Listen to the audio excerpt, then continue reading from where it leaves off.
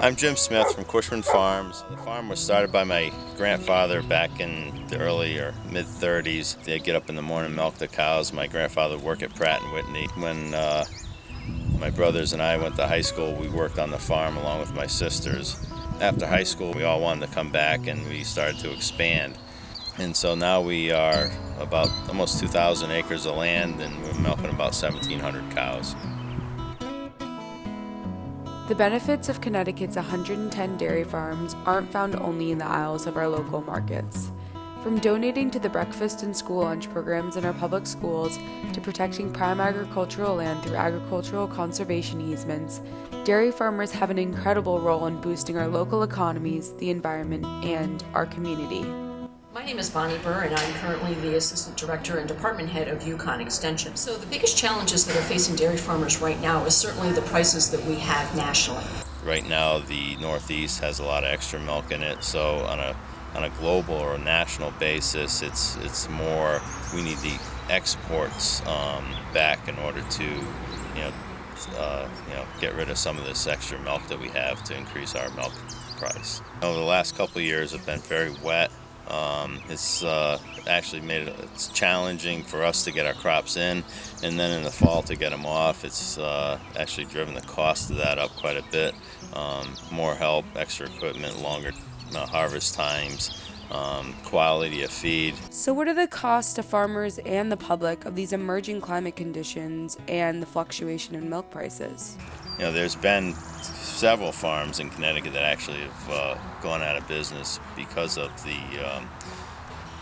fluctuation in milk price and the problems and the struggle we have had here in the dairy industry.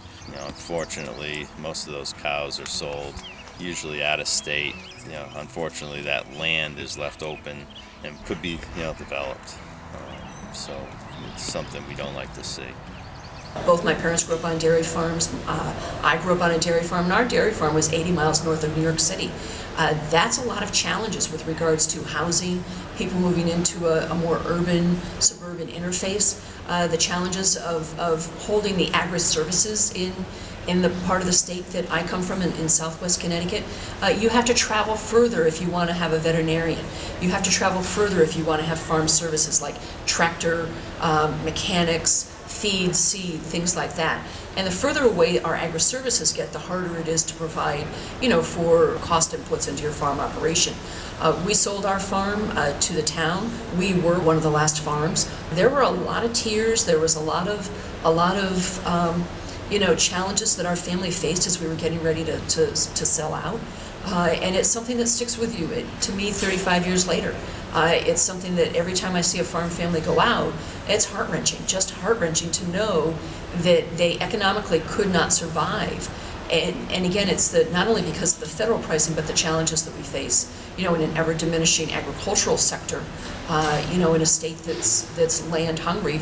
One large part of the solution is Connecticut's Farmland Preservation Program. So we've had a really active program here in Connecticut for farmland preservation.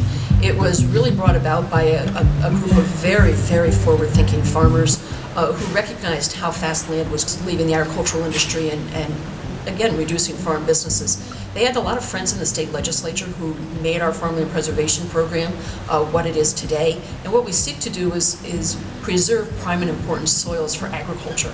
So these programs to protect our farmland, to provide permanent conservation easements, the old adage is they don't make more of it. So if we can take this land, provide some revenue to the landowners to provide a permanent easement, it makes that land in perpetuity available for agriculture, and not only helps the farmers that are currently farming because it gives them some revenue stream from that land, not only for farming but from the sale of the easements, but then that land is available not only to them but for future generations. So back in 1990, we were trying to figure out how we were going to expand. The next generation decided to come back, and in order to do that, it was going to take a large sum of money. So we sold the development rights on the main parcel of the farm and used that money to expand the dairy, build a new facility so the next generation could be involved. There would be a enough there to support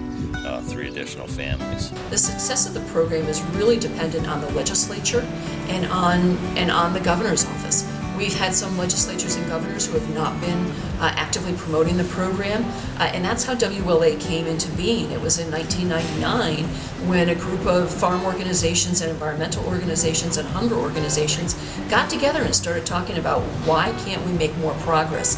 It's a phenomenal program, a highly respected program nationally, and that's how Working Lands Alliance was born.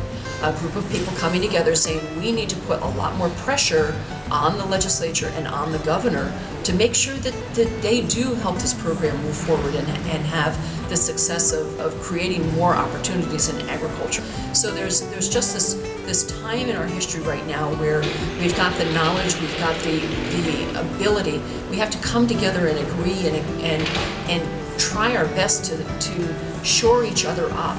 You know, how do we provide opportunities for each other? How are we making sure that we maintain an agri-service climate that wants to keep people here in our state, providing food, providing plants, providing agritourism? It's just the need to really continue to work together that we have to strive for. Basically, I've got a real deep love for ag, and I want to see people be successful in Connecticut.